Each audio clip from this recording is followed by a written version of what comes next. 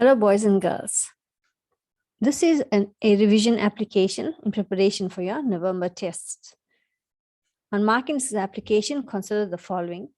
We're working with algebraic expressions. We're going to look at arranging the algebraic expressions in ascending powers of x. We're also going to look at simplification of algebraic expressions through multiplication, addition, and subtraction of like and unlike terms. Now, starting at question 1, given this expression, 7x cubed plus 8x to the 4 plus 8 minus 5x. There are 4 terms in the expression. Remember, boys and girls, the terms are separated by a positive sign or plus sign and a minus sign. So we have the first term plus a second term plus a third term, and finally minus a fourth term. Now in this algebraic expression, we need to arrange the terms in ascending powers of x. Ascending means from lowest to a highest. Like you ascend the stairs, you climb up the stairs. So we start with the lowest power, increasing it to the highest. So your lowest power of x, we have x cubed, x4, x to the 1, there's 1 here, and there is no x value, so it's x to the 0. So your lowest term with x in it is plus 8, followed by minus 5x. Then we have 7x cubed, and finally 8x to the 4. Looking at the answers. So here, this is your algebraic expression. So writing it in ascending powers of x. So there's no x, then there's 1. There's x to the 3 and x to the 4, increasing in power. The next question was give the constant term. The constant term is a term that does not have an x value. So this is x to 1. There is no x here. We indicated this by using x to the 0. So your constant term is 8. The degree of the expression is the highest exponent value, and the highest exponent value is 4. So it's the 4th degree. The next question was to determine the value of the expression if x was given the value of 2. So wherever you have x, you replace it by 2. We use brackets to indicate replacement. This helps when x is a negative value. It's easy to replace x with a negative value if we place in brackets. And the brackets indicates multiplication. So minus 2 cubed is 8. 2 to the 4 is 16. And multiplying, negative 5 times 2, 5 2s are 10. And a negative and a positive is negative. So 7 8s are 56. 8 times 16 is 128. So adding the values, 56 plus 128 plus 8 minus 10 gives you 182. Question 2 requires you to 2.1 involves multiplication. These are all algebraic expressions. This involves multiplication. So 2 times x is 2x and 2 times 3 is 6. 2.2, we are multiplying. Negative 2 times 4. 2 times 4 is 8. Negative times the positive is negative. Remember, if the signs are different, a negative and a positive, your answer will be negative. Your answer will only be positive if you have 2 positive signs, which is the same, or 2 negative signs, giving you positive. So the different signs mean you have a negative answer. When you're multiplying the variables, x cubed and x to the 2, you add the exponents. When you're multiplying the variables, you add the exponents. So 3 plus 2 is 5. And 2.3 is division. This algebraic expression involves division. So when you divide, you subtract the exponents. So working with numbers first, your numeric values, 72 divided by 9, that's 8. Now we have a squared, and we have to look for a squared in the denominator. So we're dividing a squared by a squared. So if you subtract the exponents, 2 minus 2 is 0. We have b4 and b squared. So 4 minus 2 is 2. And we have c6 and c3. 6 minus 3 is 3. A to the 0. Any exponent with a 0, any variable with a 0 exponent, the answer is 1. And 1 times 8 is 8. 2.4 involves addition and subtraction of like terms. So we're grouping like terms. We do not interfere with the exponents. You do not change the exponents. You only use exponents to determine if the terms are like. For example, we have 9 that does not have an exponent. That's a constant term. And we have a 7. So these are the like terms. Then we have 10x squared. And we have a minus 6x squared. These are the like terms. They're identical. They have identical variables, x squared and x squared. So like terms are when the variables are the same and the exponents are the same.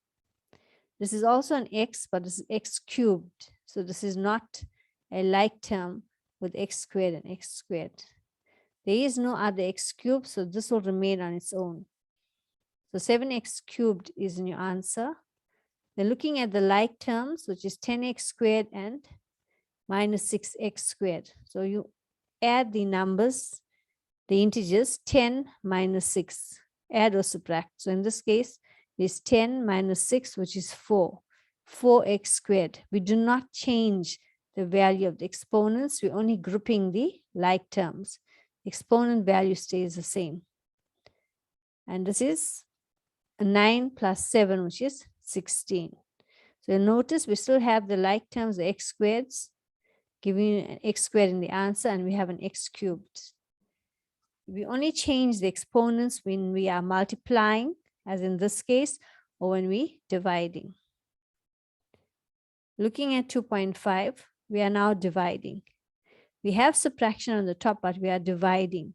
So we divide each part of the expression on the top. We have 100x to the 4 divided by the 10x, and we have minus 20x squared divided by 10x. When dividing, we subtract the exponents. So firstly, it's the numeric values. 100 divided by 10 is 10. Then x to the 4 will be 4 minus 1. This is x to the 1. 4 minus 1 is 3. Minus 20 divided by 10 is 2. And x to the 2, 2 minus 1 is x to the 1. 2 minus 1 is 1. So we subtracted the exponents. 2.7 involves raising an exponent or a power to another exponent. This entire expression is raised to an exponent. So when doing this, we multiply exponents in this example by 2. We multiply exponents by the outside exponent here, or the outside power. We multiply by 2. Minus 2 squared, there's minus 2 squared. Now here, x cubed raised to the power 2 will be 3 times 2, which is 6. We are multiplying. 4 times 2, which is 8. So this is called raising a power to an exponent. And this is different from multiplication. So when you have a power here, the second power, we need to multiply the powers. 3 times 2 is 6. 4 times 2 is 8. And minus 2 squared, that's minus 2 times minus 2, or negative 2 times negative 2, which is 4. And x 6 and y 8. Now 2.8, we're adding these expressions and we're dividing by another expression.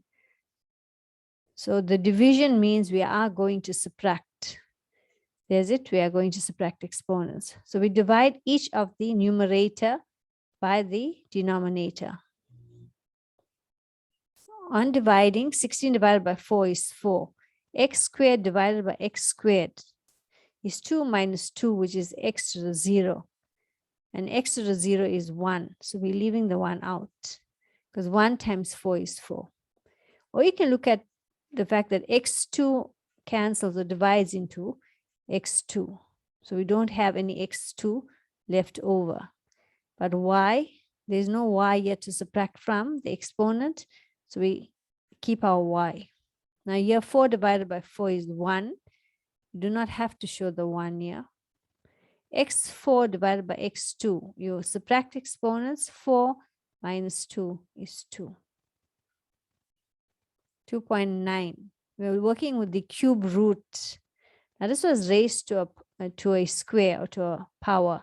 Here you find the cube root. This is the opposite of 2.9 is opposite of 2.7. 2.7 we are multiplying exponents. Here we divide exponents. And it's a cube root, so we divide by 3. Now the cube root of 27 is 3. And if you look at a cubed will be 3 divided by 3, which is a to the 1. And this is b, 9. 9 divided by 3 is 3. So I'll give you your answer of 3ab cubed. Question 3 involves solving for x. So these are now algebraic equations. When you say an equal to sign, they have become algebraic equations. This is 5x is equal to 30. So in equations, we need to keep x on your left-hand side. So to remove 5, we have to divide by 5. So we need to divide by 5 on your right-hand side. This is an equation. So we need to, whatever we do to your left, we need to do to your right. So we divide by 5 and we divide by 5.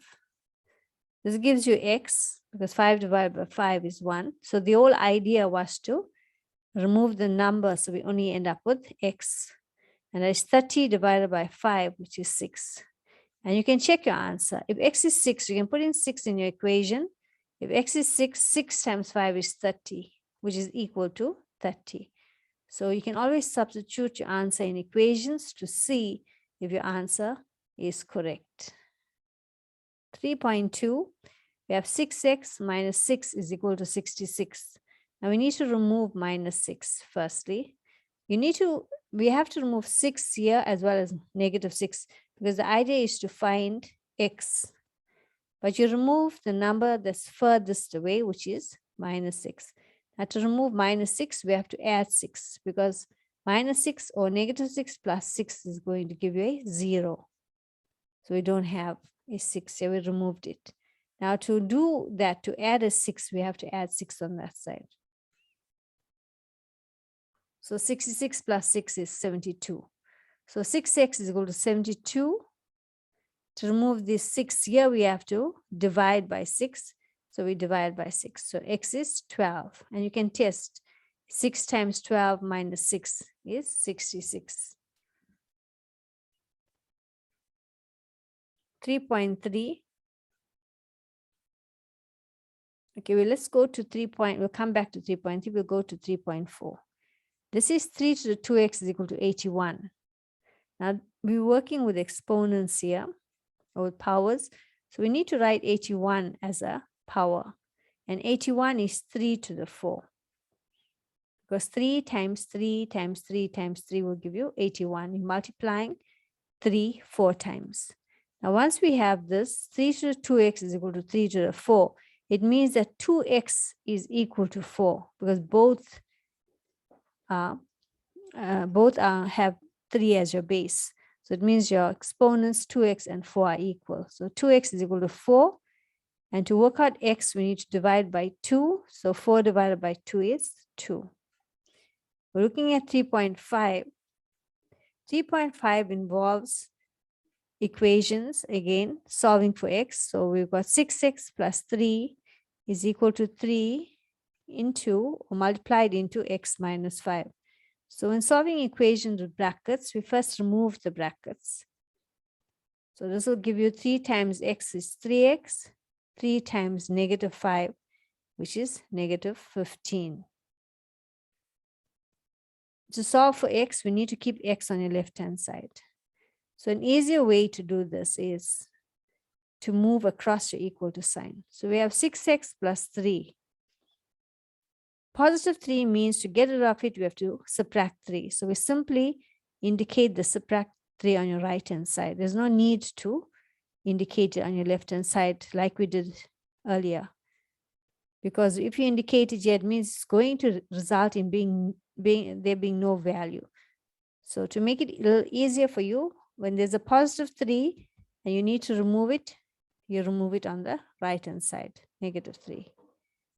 Now we have 3x here. 3x needs to come onto this side. So to remove it from here, we have to subtract 3x. So we subtract 3x, on your left-hand side. We need to move this to your left-hand side. So it becomes a -3x. So your 15 was here, your -15 was here. The positive 3 is now becomes -3 because you have to subtract it. The positive 3x, you need to subtract this, it becomes a -3x. But they are on the other, they moved across to the opposite sides. So now 6x minus 3x is 3x. -15, -3. That's -18. 15 plus 3 is 18. They are negative, all -18. So to find x, we need to divide by 3. So we divide by 3 on the opposite side. So x will be equal to -6. -18, 18 divided by 3 is 6, and negative and a positive is negative. To solve 3.3, the easiest way to approach this is to cross multiply. To remove the denominators, we cross multiply. So this will be 3 times 48, and this will be 12 times 46. Sorry, 12 times 4x. So you cross multiply, you're dividing by 48 here. If you remember, when you move to the other side, we do the opposite. You divide by 48, so we're going on that side, we multiply by 48. This is 12. We're dividing by 4x, we move here, we multiply by 4x. So remember, we do the opposite. So to remove it, we do the opposite. When you're dividing, you go and multiply on the other side. Dividing by 48, you go and multiply on the other side. So we say we cross multiply. 3 times 48 is 144. 12 times 4x is 48x. 144 is equal to 48x. I will write it this way. 48x is equal to 144. It's easier to look at it if you swap both the values around and you write it on this way. 48x is equal to 144. To solve for x, we need to get rid of 48. So we have to divide by 48. And 144 divided by 48 is 3. We can check our answer. If x is 3, you put in 3 here. 4 times 3 is 12. That's 3 over 12, which is a quarter. And 12 over 48 is also a quarter. So we know the answer is correct. Question 4. 5 cubed is equal to 5 times 5 times 5, which is 125. That's simply simplification. -7 squared. The 7 is being squared, not the negative sign. So we have a negative sign here. 7 squared, it means 7 times 7, which is 49. The square root of 25 y squared times the square root of 64 y squared. The square root of 25 is 5. Now, when you find the square root, you have to divide the exponents. The square root means 2. So divide the exponent by 2. So 2 divided by 2 is 1. Square root of 64 is 8, and 2 divided by the square root, 2 divided by 2 is 1. Now we are multiplying. When you multiply, we multiply the numbers. 5 times 8 is 40, and we add exponents. y1 plus y1 is y2. Remember, when you're multiplying, where's the multiplication? Right, when you're multiplying here, we add exponents. So this example required square root first, and then multiplication. Question 5. Question 5 is geometry. So going through geometry, there's a right angle. This is 70 and x. The entire angle is 90 degrees. So to work out the balance, it will be 90 minus 70, which is 20 degrees. And this reason is you can use right angle or you can say complementary angles. Complementary angles are 90-degree angles. Now the next question, 5.2, this is a straight line. Straight line adds up to 180 degrees. So angle X will be 180 minus the 47. 180 minus 47 is 133, which means angle X is 133 degrees. And your reason for this will be straight line, or you can say adjacent supplementary angles. Adjacent is they next to each other. Supplementary means add up to 180. Or you can simply say that this is a straight line or straight angle. So angle is 180 degrees here. There's a correction to this diagram 5.3. This line here needs to be a straight line. So if X is, we need to calculate the values of X, Y, and Z. So X is 45 degrees because it's vertically opposite.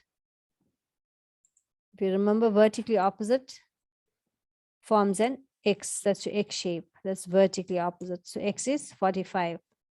Then Y is 45 because there's another X shape. So if you're looking at Y, there's Y here. Forms X, so Y is equal to 60 degrees. It's an X shape. So the red X is 4. The red cross is for X, which is 45 degrees, vertically opposite. The blue one is for Y, which means it's 60 degrees, and reason also vertically opposite. Now we're looking at finding Z, and there's Z here. You look at Z, there's more than one way to answer this, but I'm going to look at this line here. This is a straight line. This is a straight line, so the angle formed for Z on that line, this is 180 degrees. So angle Z will be 180. Angle Z will be 180 minus the 45 and minus the 60 degrees, which gives you 75 degrees. And your reason could be straight line.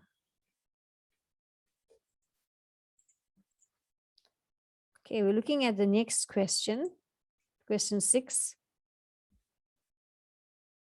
Question 6, we're looking at parallel lines. In parallel lines, remember, we need to look for F, which is your corresponding angles, U, which is your co-interior angles, and N or Z, which is your alternate angles. So we're looking at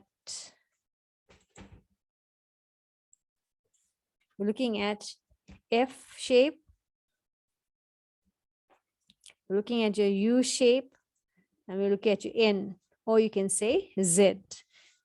And then you may also have vertically opposite, which is your X, and you may also have a straight line, an angle with a straight line, which is normally written the other way around. So let's focus on these values, on these types of angles. Your first question was to calculate angle A. If we're looking at angle A is here, and we can see an X formed here. So angle A is 75 degrees, vertically opposite. When you get examples like this, it would be wise to highlight the angle formed. That's the angle formed, and highlight the angle that we have to find. We have to find XA. So if we highlight that, then we find that there's an X. There's your X, which means X is vertically opposite and means the angles are equal. Now your next one, we need to solve for angle Z. Now to solve for angle Z, we're going to highlight angle Z. That's angle Z. And we can highlight any of the angles given. In this case, we have 75 degrees. And this forms a straight line. So angle Z will be 180 degrees minus 75, which is 105 degrees. Reason is straight line. The last one was to find angle R. So if you're looking at angle R,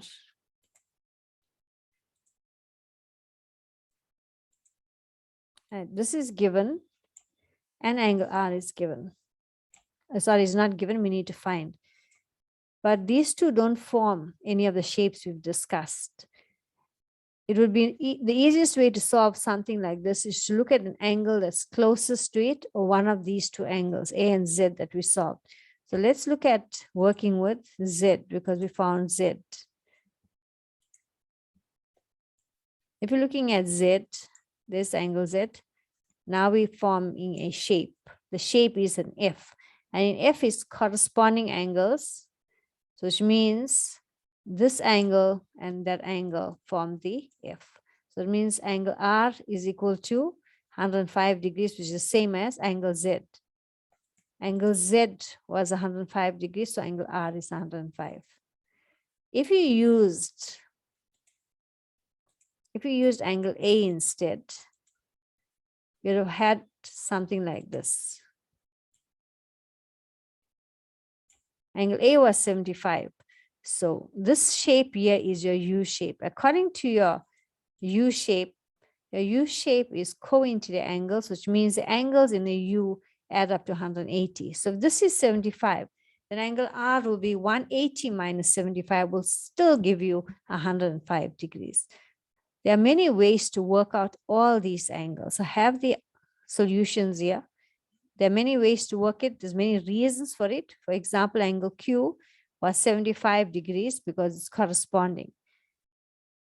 But the idea is corresponding to what? Q is corresponding to the 75 here. Just to show you quickly on Q, there's your 75 degrees here. And there's your 75, there's your Q. So it forms an F.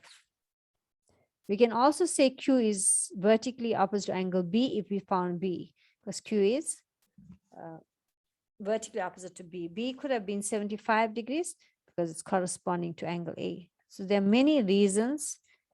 You need to draw your diagrams, highlight the angles that are given, and see the shape that you find. Remember, the 180 degrees has to do with co-interior angles, 180 degrees, and your straight line will be 180. The rest, the F, the Z, and the X will be equal angles. We did not use a Z here, but to revise on using a Z, there's Z here. So we can, if we have angle X, for example, we can solve angle R, because that is your Z shape. That's your alternate angles, Z or N shape. That's your alternate angles. This angle here and this angle here are alternate angles. We haven't used the reason for the example that's given, but it can be used if you're solving all the angles. The next question, 6.4, needed to solve X here. In this case, we have two angles, and if you're looking at the two angles, they form an F shape. So your answer here would have been, or your reason would have been corresponding. And corresponding angles are equal. So 2x minus 20 is equal to 40. Now I wrote the x first on your left-hand side, so it's easier to solve because x is already on your left. You could have said 40 degrees is equal to 2x minus 20. It's easier to say 2x minus 20 is equal to 40 degrees. 2x will be, you need to remove 20 here. So minus 20, and the opposite of that is plus 20. So there's our plus 20. 40 plus 20 is 60. 2x is 60, and x will be 60 divided by 2. Okay, question 7 works with area and perimeter. Question 7 and question 8 and theorem of Pythagoras. Sections we have done this term. The area of a triangle, there's your formula there. Your formulas will be given, but you need to know which formulas belong to which shape. 7.1 asks to identify the type of triangle. This is a right angle triangle. There's a 90-degree angle. And with the right angle triangle, we have the theorem of Pythagoras in your answer. So when we needed to calculate the length of MO, there's a right angle triangle. MO squared, the square on the hypotenuse is equal to the sum of the squares of the other two sides. So this is a hypotenuse, MO, that's your hypotenuse. The square, MO squared is equal to MN squared plus NO squared. So whenever you're working out the biggest side, which is MO in this case, the biggest side is your hypotenuse. That squared is equal to the two smaller sides squared, summing them up. So MO squared will be 12 squared plus 5 squared. That gives you a total of 169. MO will be the square root of 169 because the opposite of square is square root. To get rid of the square, we have to find the square root. So the square root of 169 is 13. So MO is 13. Now they want to calculate the perimeter. Perimeter is the distance, the total distance around a shape. So your total distance around is 12 plus the 5 plus the 13, or 12 plus 13 plus 5. We added the three sides, it gives you 30 meters. The area of a triangle is half base times height. Your base could be 5 and your height can be 12. So it'll be half times 5 times 12, which gives you 30. Now, if you turn your triangle around, your base could be 12 and your height could be 5. So you could have also had half times 12 times 5 will still give you an answer of 30. Question 8. Mr. Tom buys a house and his garden is shown below. It has a circular pool at the center and the garden is rectangular. So two shapes, one is a circle, one is a rectangle. So there's your rectangle and there's your circle. Now we're required to calculate the area around the pool. That means the shaded part, that area. So to work out the area around the pool, it will be area around the pool will be the area of the rectangle minus or subtract the area of the pool. The formula for area of a rectangle is length times breadth, and the area of the pool is pi r squared. Your length is 14, your breadth is 7, so 14 times 7. Pi is given the value of 3.142. Please use the value that is given in your paper. In this case, it's 3.142 times r squared. Now your diameter is 7. There's your diameter is 7. See, the width of the rectangle is 7 and the circle is the same width as the rectangle. So your diameter is 7. Your radius is half the diameter, 7 divided by 2, which is 3.5. So that's 3.5 for your radius. So pi r squared is pi 3.142 times r 3.5 squared. That gives you, you can use your calculator for this. Please ensure you have your calculator for your examination because you will be working with pi. So it will be 98 minus 38.49, rounded to 2 decimal places. That gives you 59.51.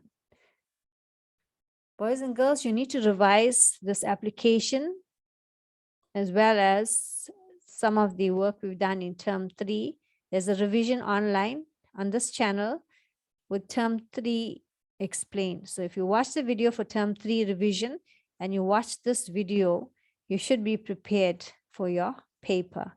There are more examples as given in your resource pack for term 3 and term 4 to extend yourselves. By watching these two videos and trying this, the applications given, the revision for term 3 and this revision should prepare you well for your November examinations. Okay, all the best, boys and girls. Take care.